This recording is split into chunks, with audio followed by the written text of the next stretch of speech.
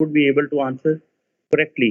जो लोग सिर्फ नोट्स वगैरह लेके या दूसरे लोगों से चीज़ें लेके उस पे डिपेंड करते हैं, खुद नहीं क्लास में रेगुलर, उनके लिए प्रॉब्लम हो सकती है। तो just note each and everything, small things, ठीक है? तो इसमें सबसे पहले तो ये है कि एक जैसे यहाँ पे ऊपर डेफिनेशन में भी लिखी होगी इस पैराग्राफ में, but I am not sure, but that is basically difference between unit process and unit operation. जी, जी। सर आपकी स्क्रीन ही शेयर हो रही है। अच्छा, मैं स्क्रीन शेयर करता हूँ, ठीक। सो जैसे मैंने अभी बताया कि basically many students get confuse between unit processes and unit operations, ठीक है? But there is a major difference between these two. आप लोगों ने मेरे ख्याल में यूनिट ऑपरेशंस पता नहीं पढ़ा है कि नहीं, बट बेसिकली यूनिट ऑपरेशन जो है वो दैट इज फिजिकल प्रोसेसेस, ठीक है? उसमें केमिकल चेंजेस इन्वॉल्व नहीं होती, ठीक है? ओनली उसमें उसकी जो फिजिकल अपीयरेंस है वो चेंज होती है। फॉर एग्जांपल डिस्टिलेशन है, ठीक है? डिस्टिलेशन में there is no chemical changes involved, there are physical separation, ठीक है? इसके अलावा बाकी जितने भी लीचिंग या उसके अलावा साइज रिडक्शन, ग्राइंडिंग, ये सारे जितने भी हैं, फिल्ट्रेशन फॉर एग्जांपल, ये यूनिट ऑपरेशंस हैं, ठीक है? बिकॉज़ इसमें there are no chemical changes और chemical transformations of the material involved. जबकि यूनिट प्रोसेसेस में केमिकल चेंजेस इन्वॉल्व होती है, means there are chemical transformations involved. इसका मतलब ये है कि the materials basically gets converted into other materials, ठीक है? उनकी केमिकल कंपोजिशन, स्ट्रक्चर चेंज हो जाता है। तो ये बेसिकली की डिफरेंस है, तो ये आपने याद रखना है, ठीक है? ओके। तो उसके बाद हमने प्रीवियस क्लास में कुछ हमने एनर्जी से रिलेटेड डिस्कशन की थी। Types of classification of energy, तो there are basically two type, जैसे मैंने बताया था। Basically one is related to the system, other is related to the process, और उसकी एग्जांपल्स भी यहाँ पे दी हुई है, ठीक है? Group 1 and group 2, these two types. तो बेसिकली ये जो प्रोसेस से रिलेटेड एनर्जी है, heat and work, that is very important, and that is more concerned with us as chemical engineers. तो इनको हम आगे चल के फर्दर डिटेल में करेंगे। तो first law of thermodynamics is basically energy conservation law और द एनर्जी बैलेंस। तो आप देखेंगे कि आपके अब जितने भी, इसका बहुत ज़्यादा एक्सटेंसिव यूज़ है आपके through out your chemical engineering career. For example अभी जब आप रिएक्शन इंजीनियरिंग पढ़ रहे हो या दूसरे सब्जेक्ट, उसमें सब में ये एनर्जी कंजर्वेशन और मास कंजर्वेशन, ये बहुत ज़्यादा इसकी एप्लीकेशन है, ठीक है? तो ये जो उसकी एग्जांपल दी हुई है, जितनी भी ऊपर हमने ये को डिस्क्राइब किया था, डिफरेंट टाइप्स ऑफ एनर्जी, वो सब आप उसमें किस तरह इनकॉर्पोरेट करेंगे when you apply first law of thermodynamics on this type of energies. तो दिस इज ओवरऑल, ठीक है? ये ओवरऑल एनर्जी बैलेंस है। तो इसमें लेफ्ट साइड पे है बेसिकली द कंडीशंस और different energies at the beginning of the process. When for example आपका बैच कोई रिएक्शन हो रहा है, ठीक है? इन बैच रिएक्टर, तो उसमें आप क्या होता है, बैच रिएक्टर में आपको पता है कि बैच प्रोसेस में basically your reaction gets completed in after a certain time. तो time is basically your parameter, ठीक है? जबकि जो फ्लो रिएक्टर्स होते हैं, जिसमें जैसे प्लग फ्लो रिएक्टर है या कॉन्टिन्यूस रिएक्टर CSTR, उनमें आपकी कंसंट्रेशन या कंपोजिशन जो है वो, उसको आप एज ए पैरामीटर, कन्वर्जन को आप एज ए पैरामीटर यूज़ करते हैं। ये सारी चीज़ें आप रिएक्शन इंजीनियरिंग में पढ़ोगे, या फिर जब हम लैब स्टार्ट करेंगे after mid term, reaction engineering की लैब, वो मैं और डॉक्टर उमर आपको करवाएंगे, तो उसमें भी आप ये चीज़ें देखेंगे, ठीक है? Okay. So when you apply first law of thermodynamics, for example, तो on the left side basically you put all this energies or the state of the energy at the beginning of the process, जब process अभी बिल्कुल at t time is equal to 0, जब आपका process start होने जा रहा है, ठीक है? मीन्स आपकी इंटरनल एनर्जी इनिशियली कितनी थी, that is basically initial condition आप कह सकते हैं। उसके अलावा फ्लो एनर्जी इनिशियली क्या है, potential energy क्या है, kinetic energy क्या है, then that is Q basically. So if you are adding some heat with this reactant from outside or not, ठीक है. और वो जो ये सारी एनर्जी जो है बेसिकली जब प्रोसेस आपका स्टार्ट होगा उसमें मैंने बताया था कुछ part of that energy would be used in carrying out this process और रिएक्शन. और वो एनर्जी कौन सी होती है, मैंने आपको कल पिछली क्लास में बताया था, which is responsible for the process to take place या प्रोसेस टू प्रोसीड, जिससे रिएक्शन बेसिकली प्रोसीड होता है. वो कौन सी एनर्जी है? That is Gibbs free energy. मैंने आपको कल बताया था, ठीक है ना, पिछली क्लास में. तो part of that would be converted for the proceeding the reaction and that would be the Gibbs free energy. उसके अलावा कुछ पार्ट होगा जो basically that is part of the work term है, that is basically the same term which is gives free energy, because we are doing this work to change this components into to change the reactants into the products. उसके अलावा बाकी जो heat है basically कुछ heat entropy में जो entropy है that would be converted into different different forms of energy. For example, जब आप कोई हम ऊपर से एक मेटल बॉल को सर्टेन हाइट से नीचे फेंकेंगे, for example on the roof top, for example first floor second floor, let's say we have 1 kilogram metal ball, तो आपको होता है it's too heavy. So when we throw this ball on the ground, so what would happen? Basically it has a potential energy, and when we drop this ball, its potential energy would be converted into kinetic energy and momentum also. ठीक है, flow energy means it's moving also. So when it hit the ground, so what would happen? Some part this energy which is it contains would be immediately dissipated, because ball आपको पता है वो ground के ऊपर है, that would stop when it hit the ground. तो उससे क्या होगा, अगर तो आपके ग्राउंड फॉर एग्जांपल आपने नोटिस किया होगा, अगर तो ग्राउंड सॉलिड नहीं है, फ्लोर नहीं है, मीन्स मडी है ग्राउंड आपकी, ठीक है, तो उसमें क्या होगा, you get some little bit dump in that ground, ठीक है. तो that dump is basically caused by the energy. तो उसके अलावा क्या होगा, you would hear some sound also. This is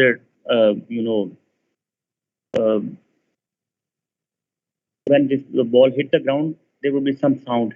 okay, तो ये साउंड भी बेसिकली द एनर्जी जो है वो एनर्जी या एंट्रोपी जो कि which is not usable, that would be converted into heat and sound. ठीक है, so that is basically the concept कि टोटल एंथैल्पी जो सिस्टम में होती है, जो टोटल H जिसको हम डिनोट करते हैं, तो वो part of it would be used for the useful work while other would be converted into waste, जो कि हीट और कोई भी दूसरी फॉर्म हो सकती है. ठीक है, ओके, तो ये हमने ऑलरेडी कर लिया था इसको. अच्छा, ये जो एंथैल्पी मैंने आपको बताया था, enthalpy is basically the sum of the usable and unusable energy, means free energy and entropy. इसके अलावा अगर इसको हम दूसरी तरह से देखें तो basically H is also the sum of the internal energy of a system plus the flow energy, जो उसमें pressure the volume it contains. ठीक है, उसका product of the pressure and volume is basically the flow energy. So इन दोनों का sum है, that is basically enthalpy. और स्टैंडर्ड स्टेट हमने कल डिस्कस किया था कि any type of energy, for example it could B enthalpy H, और it could B free energy G, और it could B entropy S, और even the change in enthalpy, change in entropy, change in gives free energy which is delta G. ठीक है, तो अगर हम उनकी values को मेजर करें at standard condition mean 25 degree centigrade, 1 atmospheric pressure, और if it is a gas then the fugacity it should be 1.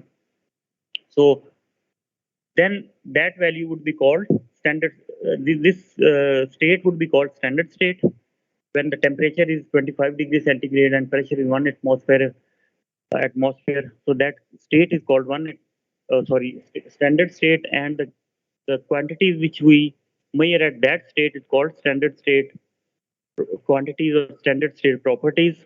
जैसे कि अगर वो एंथैल्पी है तो हम उसको कहेंगे standard enthalpy, standard entropy, standard gives free energy. So that is all related. So this is a very simple concept.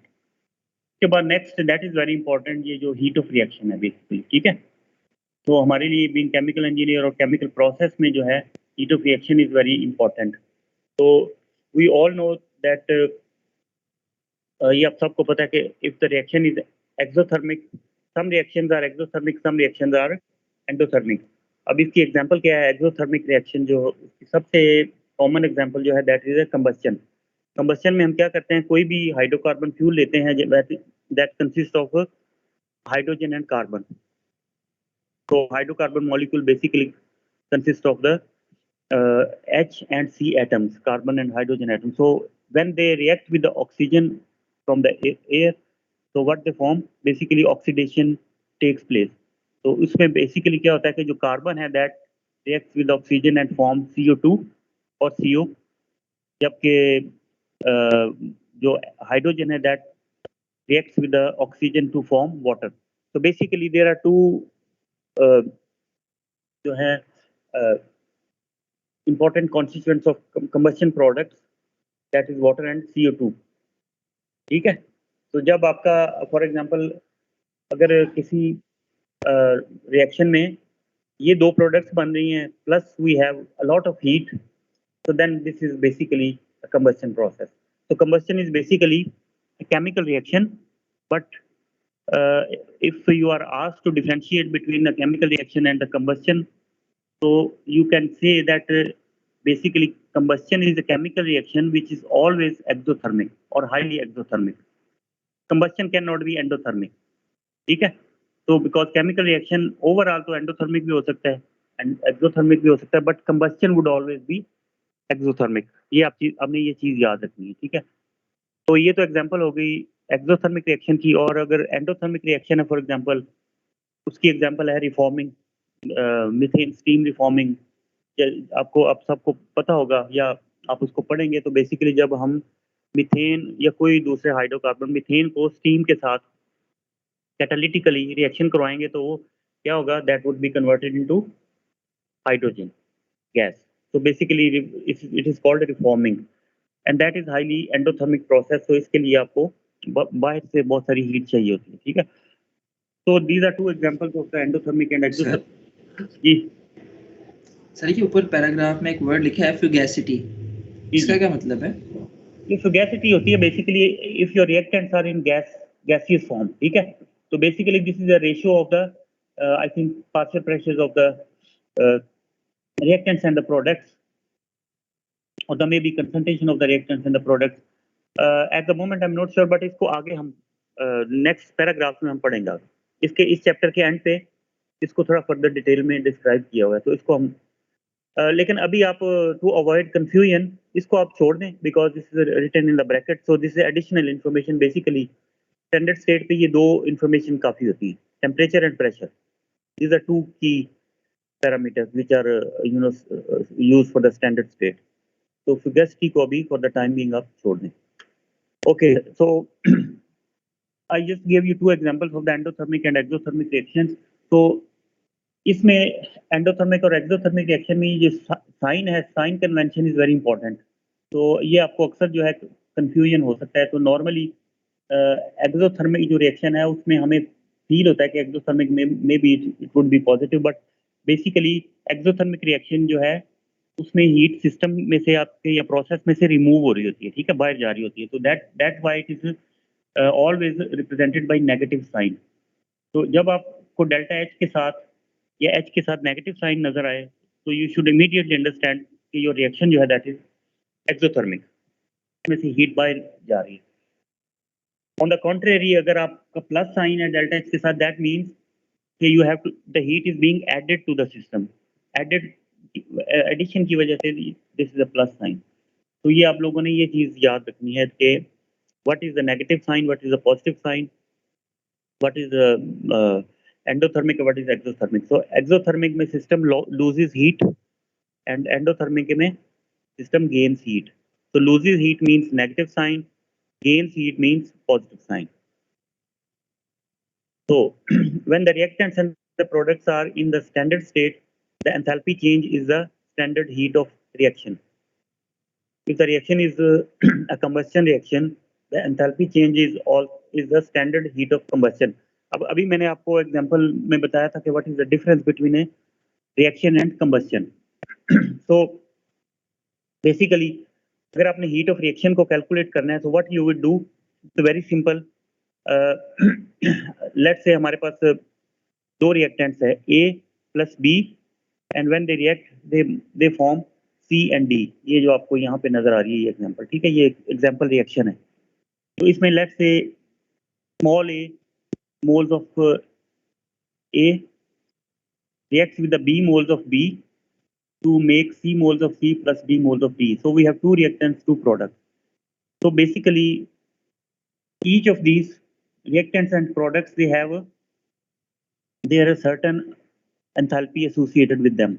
ठीक है, फॉर एग्जांपल हम लोग रिएक्शन करवा रहे हैं, अभी मैंने आपको एग्जांपल दी थी methane gas. For example we take one mole of methane gas and we take one mole of, for example stoichiometric amount में अगर हम लें तो CH4 reacts with the O2, 1 mole of oxygen, ठीक है. So that would make I think it would be 1.5 O2, ठीक है ना, because we need CH4, so we need 2 oxygen and basically we need 3 oxygens.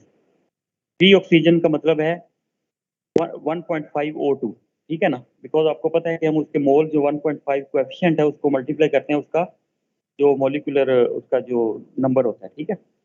तो basically अगर हम methane को oxygen से रिएक्शन कराएंगे तो रिएक्शन वुड बी CH4. या मैं आपको इस तरह से इस स्लाइड के ऊपर बता देता हूँ. तो CH4 basically would react with 1.5 half oxygen to make, जैसे मैंने अभी बताया था, बेसिकली दिस इज कंबस्टन. तो हम लोग लेंगे basically let's say CH4 plus 1.5 O2, that would make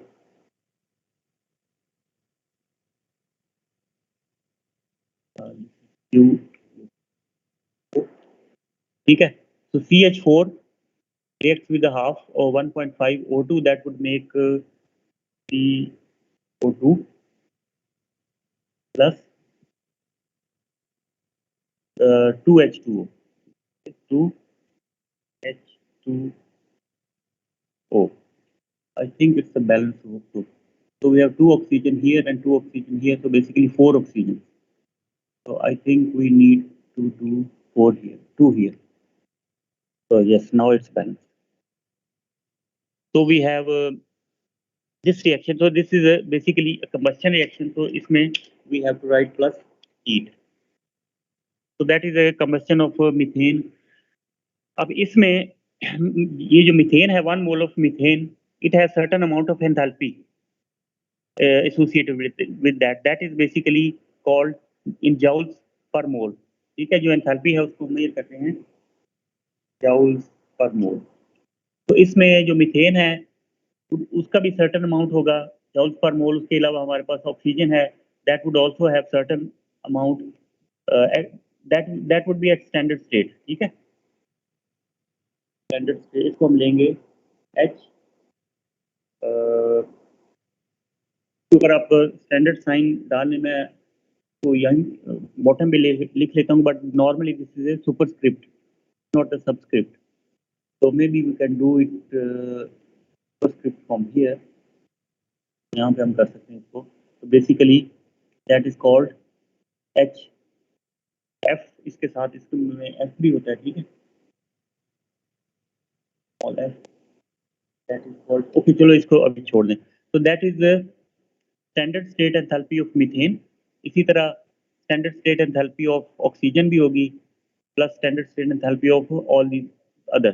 ठीक है, तो इसको हम जो standard state enthalpy of the reactants and the products है उसको हम बोलते हैं हीट्स ऑफ फॉर्मेशन. ठीक है, इसको हम इसलिए विद एफ डोनेट उसको एफ से डोनेट करते हैं विद सबस्क्रिप्ट. ये कुछ इस तरह होता है HF standard heat of formation of methane plus standard heat of formation of O2। ये इसको आप CH4 लिख लें यहाँ पे, ठीक है। इसी तरह अगर हम बाकी दोनों को लिखें, that would be plus sign, here would be O2, तो मीथेन की जगह O2। इसी तरह जो आपके दो रिएक्टेंट्स हैं में आपकी जो दोनों का सम होगा, the standard state standard heat of formation of CO2, that would B, यहाँ पे आप CO2 कर लें,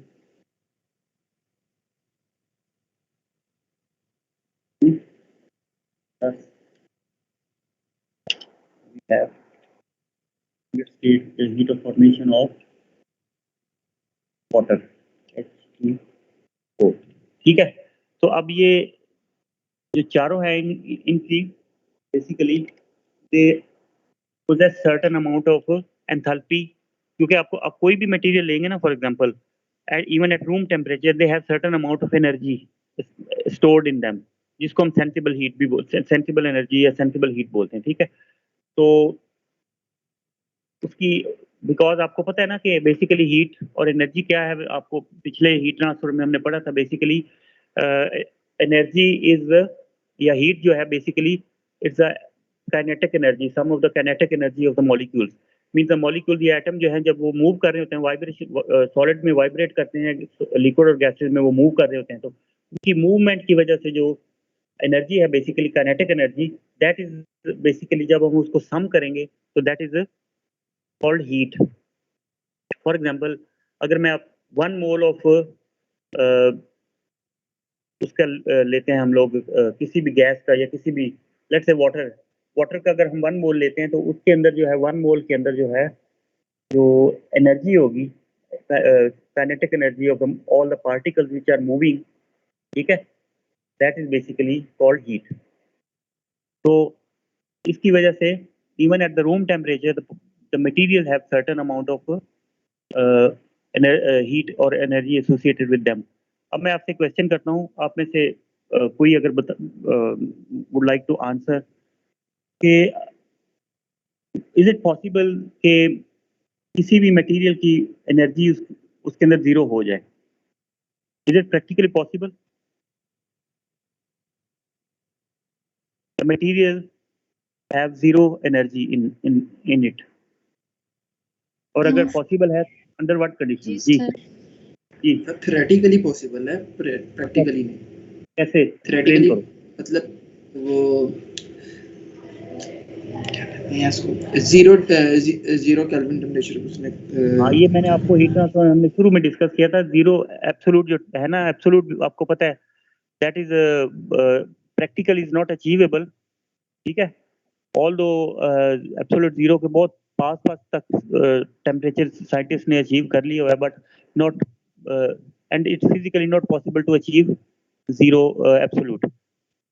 तो बेसिकली जीरो एब्सोल्यूट के ऊपर किसी भी मटेरियल की जो एनर्जी है वो जीरो हो सकती है, because theoretically at absolute zero all the particles, atoms or molecules in a material, they would stand still, they stop moving. तो अल्लाह ताला ने ऐसा नेचर या यूनिवर्स जो बनाई है उसमें ऐसा पॉसिबल नहीं है, बिकॉज अगर ऐसा हो जाएगा तो all the universe would stop. तो all because life exist, so that's why. तो एब्सोल्यूट जीरो के ऊपर हम प्रैक्टिकली जीरो एनर्जी हो सकती है पार्टिकल्स की, बट आपको पता है रूम टेम्परेचर पे 273 केल्विन होता है, तो this is far far higher than the absolute zero. तो even at the room temperature all the materials have certain amount of energy in them, तो उसको हम बोलते हैं बेसिकली हीट्स ऑफ फॉर्मेशन। तो heats of formation of methane, तो जब हमने इस रिएक्शन, ये जो मैंने आपको रिएक्शन यहाँ पे लिखा हुआ है, इसको जब हमने इसकी हीट ऑफ रिएक्शन अगर हम निकालना चाहें फॉर एग्जांपल इस रिएक्शन की, तो दिस इज वेरी सिंपल। तो let's say H R for reaction, so heat of reaction for that above reaction would be आप इन दोनों को सम कर लेंगे, हीट ऑफ ये जो है ना, इसको आप ऐसे कर लेंगे, कंट्रोल V, इसको आप सम कर लेंगे।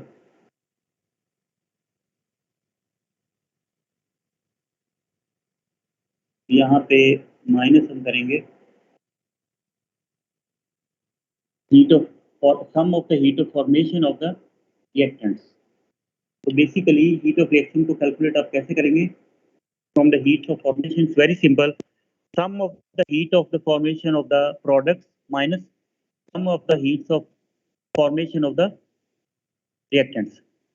तो ये सिंपल फॉर्मूला है जिसका अगर आपको हीट्स ऑफ फॉर्मेशन पता हो तो किसी भी हीट ऑफ रिएक्शन की आप हीट ऑफ रिएक्शन कैलकुलेट कर सकते हैं। सो दैट इज बेसिकली ये यहाँ पे ये सेम चीज़ एक्सप्लेन की हुई है इसमें।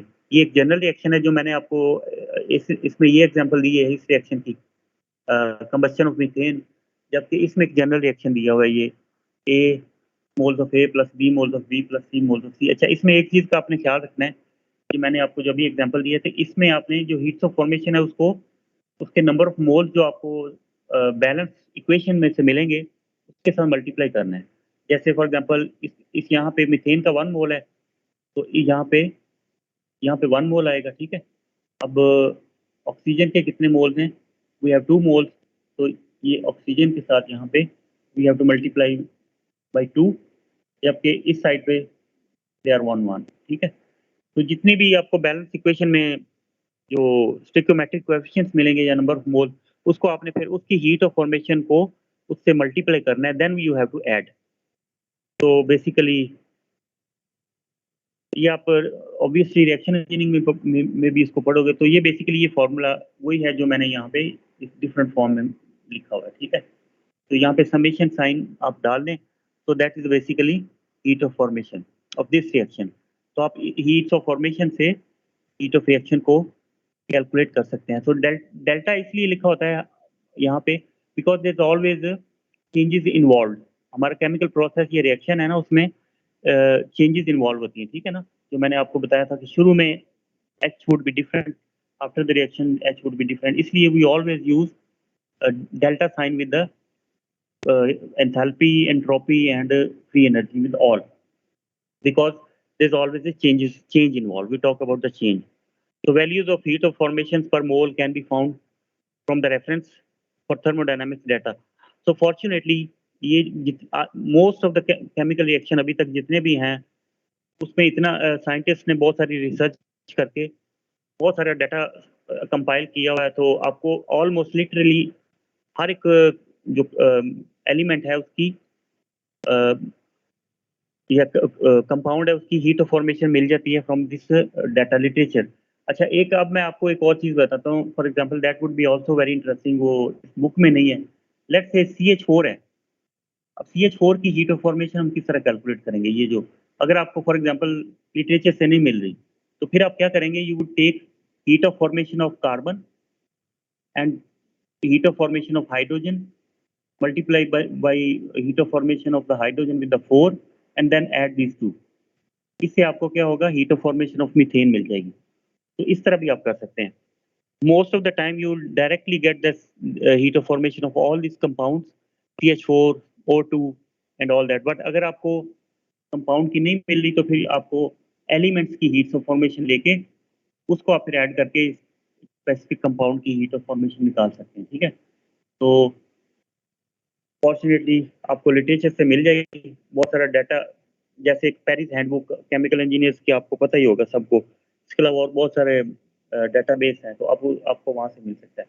तो अब ये तो थी एक जनरल रिएक्शन। अब लेट्स से हमने हीट ऑफ कंबशन फाइंड करनी है।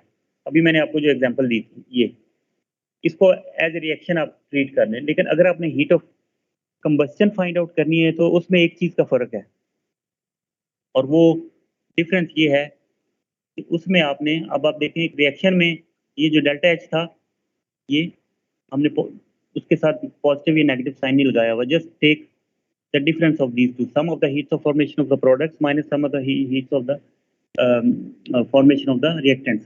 लेकिन अगर हमने कंबशन की हीट ऑफ फॉर्मेशन निकालनी है तो देन यहाँ पे फॉर्मूला के साथ अब देखो यहाँ पे आपको नेगेटिव साइन नजर आ रहा है, and why is this negative sign?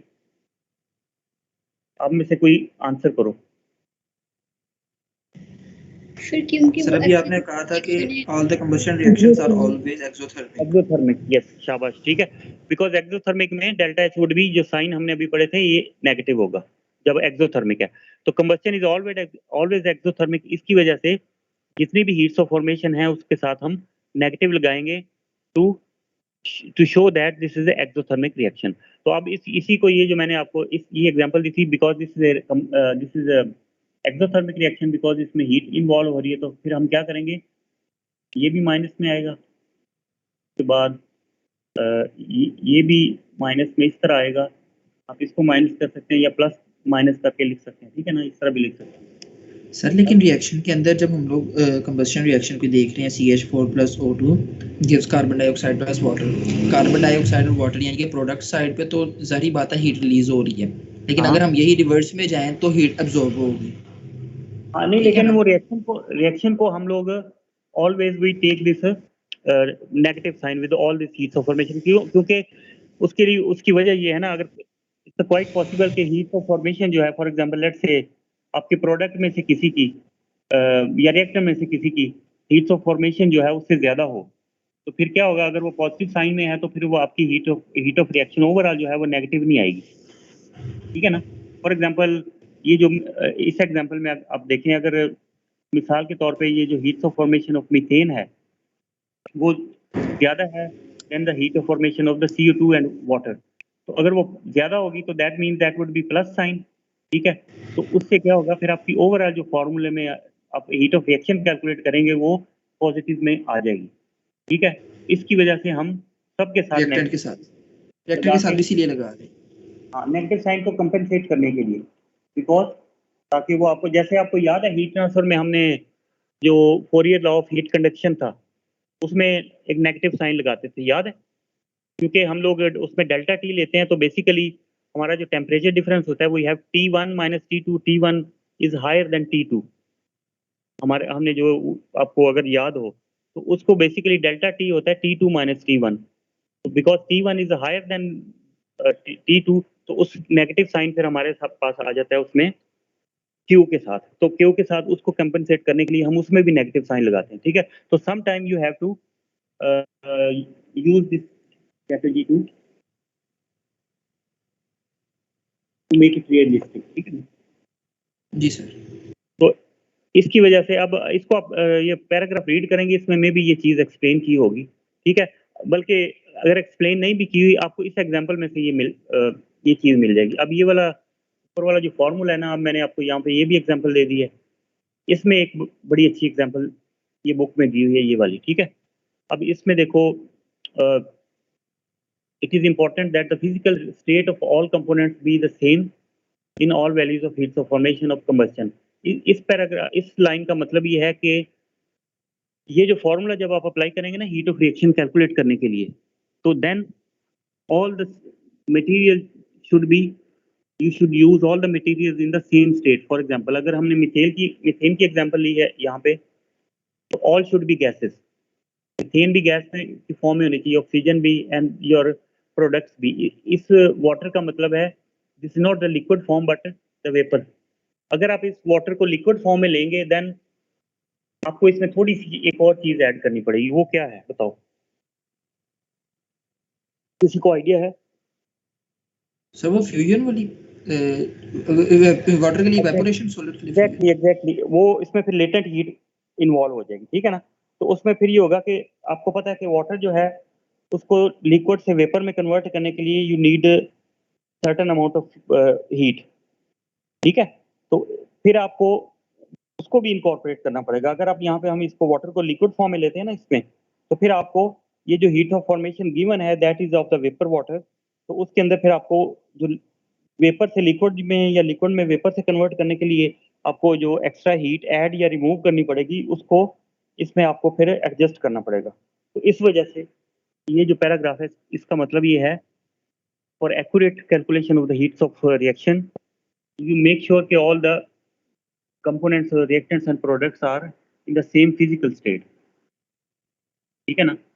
तो अब इसकी इस ये एग्जांपल बड़ी इंटरेस्टिंग है। इसमें बेसिकली ये दो रिएक्शन दिए हुए हैं, ठीक है। बेसिकली एक ही रिएक्शन है, उसमें ये है C2H6 ethane, I think ethane reacts with the 3.5 moles of oxygen and it makes CO2 and H2. Basically this is the same reaction जो मैंने आपको ये वाला एग्जांपल दी है, but instead of methane they are using ethane.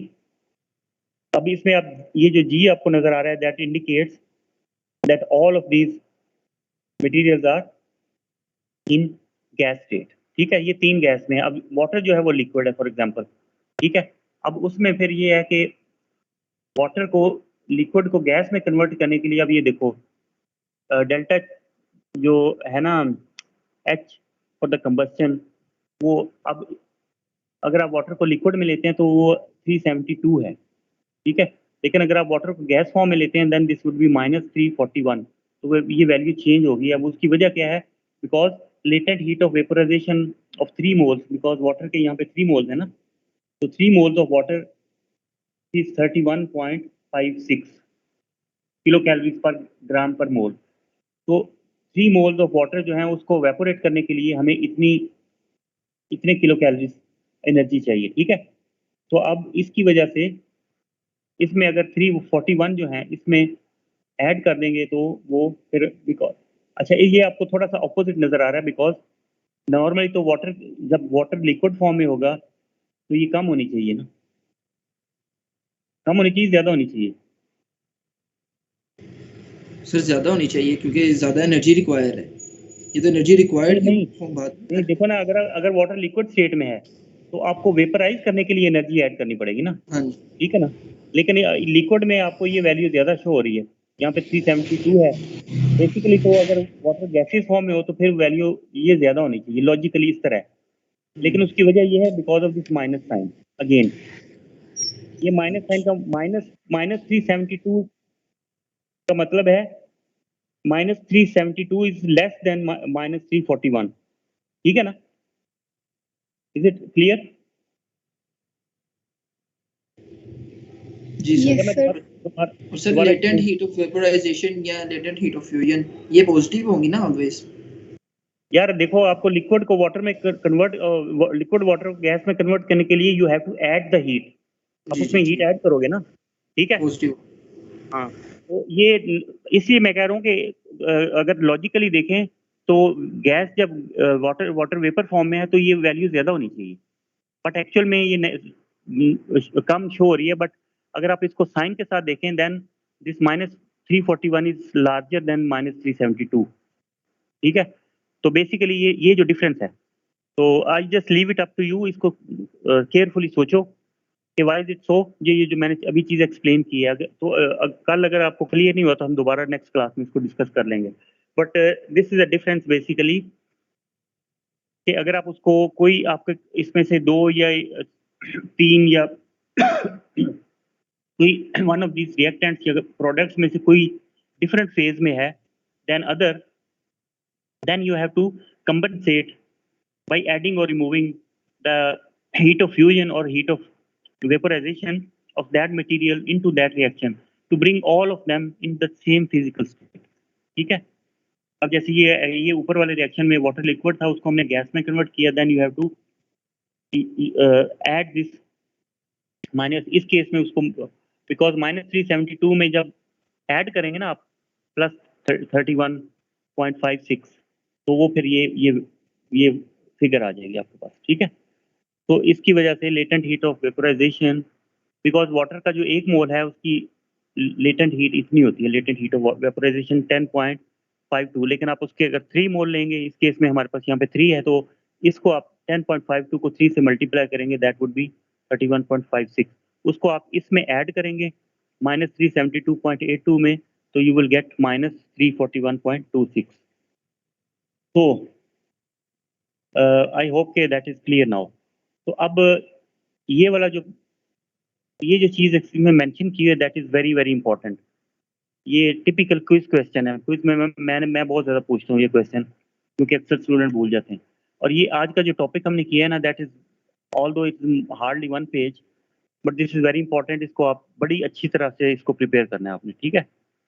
और again जैसे मैंने बार-बार आपको ऑलरेडी भी कह चुका हूँ कि अब आप बीइंग केमिकल इंजीनियर, आपको चीज़ों का अब रट्टा नहीं लगाना, आपने उसको कॉन्सेप्चुअली समझ के करना है। अगर आप ये आज वाला जो हमने डिस्कशन की है, इसको अच्छी तरह कॉन्सेप्चुअली घर जाके 1 आध घंटा, आधे घंटा पढ़ लोगे, तो देन इवन योर एग्ज़ाम में आपको इसको प्रिपेयर भी नहीं करना पड़ेगा, क्योंकि ये आपको फिर कॉन्सेप्चुअली चीज़ याद ही रहेगी, ठीक है। तो इसलिए उसको थोड़ा-सा लॉजिकली या कॉन्सेप्चुअली चीज़ों को पढ़ें। अब ये है heat of combustion when the water form is in the liquid state is known as the gross heat of combustion. जब आपके कंबस्शन के दरमियान में जो वाटर बन रहा है, that is in the liquid form. Actual में तो जब कंबस्शन है उसमें वाटर लिक्विड फॉर्म में नहीं बनता, बिकॉज़ टेम्परेचर नॉर्मली बहुत हाई होता है, तो उसमें वाटर वेपर ही होता है। बट लेट्स से कोई सरफेस के ऊपर जो है या किसी जगह पे वो वाटर कंडेंस हो जाता है, ठीक है। तो उस फॉर्म में अगर हम हीट ऑफ रिएक्शन को कैलकुलेट करेंगे, अगर आप उसको, या दूसरे लफ्ज़ों में थ्योरेटिकली आप उसको लिक्विड फॉर्म में लेते हैं, ये ऊपर वाला फार्मूला जब लगाते हैं, ठीक है, तो देन इस केस में जो हीट ऑफ कंबस्शन है, that is called gross heat of combustion. तो इसका मतलब है कि ये जो -372.82 है, that is gross heat of combustion, ठीक है। और जब आप गैस फॉर्म में लेंगे water, then it is called net heat of combustion, ठीक है, नेट। तो this is a gross, this is net. तो इसका मतलब ये है कि जब आपको हीट ऑफ रिएक्शन जो है या हीट ऑफ कंबस्शन वो आप नेट फॉर्म में ले रहे हैं, तो देन यू शुड नो के all the reactants and products are in the gas phase. जबकि अगर आप ग्रॉस हीट ऑफ कंबस्शन लेंगे, तो that means you should immediately know that water form is being considered in the liquid state. तो ये ऊपर वाली जो वैल्यू है, that is the gross heat of combustion, lower one is the net heat of combustion, both are correct. तो आज हम बस यहीं तक करेंगे, बिकॉज आगे एक और एग्जांपल है, इसको आप खुद से देख लेना, ठीक है। अच्छा, एक चीज़ और इम्पॉर्टेंट है कि इस बुक में फिजिकली नॉट पॉसिबल कि हम इस बुक को पूरे का पूरा कवर करें, क्योंकि इसमें बहुत, ये बेसिकली केमिस्ट्री की बुक है, केमिस्ट्री वाले लोगों के लिए है। तो इसमें केमिकल इंजीनियरिंग के पॉइंट ऑफ व्यू से हमने बहुत सारी चीज़ें इररेलेवेंट हैं, तो उसको हम नहीं करेंगे, छोड़ेंगे। तो आपने बड़ी केयरफुली नोट करना है कि फॉर एग्जांपल आज की जो क्लास में हमने यहाँ तक किया, ठीक है ना, इससे आगे नहीं किया, मे बी मैं आपको आगे वाले ये पैराग्राफ स्किप करवाऊंगा। तो ये आप लोगों ने नोट डाउन करना है, स्पेशली CRs एंड GR। वैसे तो सबको करना चाहिए, ठीक है, ये CRs की ड्यूटी नहीं है, but just to cross check, क्योंकि जब मैं एग्जाम में प्रिपेयर करूंगा, सम टाइम मुझे भी याद नहीं रहता, तो फिर आप लोगों को ये मुझे बताना पड़ेगा कि ये आपको तैयारी करने के लिए, ये इसलिए कि आपको एक्स्ट्रा चीज़ें ना प्रिपेयर करनी पड़े। तो ये वाला आज वाला हमने यहाँ तक किया है, ठीक है, ये पैराग्राफ तक। उसके आगे वाला प्रॉबेबली हम नहीं करेंगे, ठीक है, ये वाली जो है, ठीक। तो ये आगे हम यहाँ से ये पैराग्राफ छोड़ देंगे, यहाँ से ये यहाँ तक, ठीक है, यहाँ से यहाँ तक। तो केयरफुली नोट दिस थिंग्स, ठीक है। अब अगर आपका कोई क्वेश्चन है तो क्विकली पूछ लें, अदरवाइज हम अटेंडेंस को डाउनलोड कर लें। अच्छा, तो चला अगेन आप प्लीज़ ज़रा स्टूडेंट्स जो जिनकी मैंने लिस्ट भेजी है, उसको दोबारा से याद कराने के आप मुझे लाजमी कॉन्टेक्ट करें।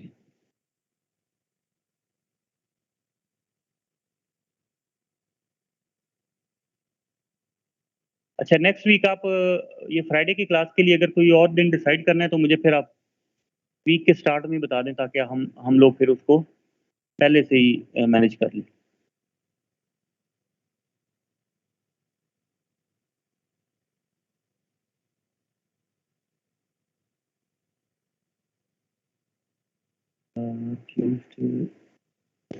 सर, अब फ्राइडे को क्लास नहीं हुआ करेगी?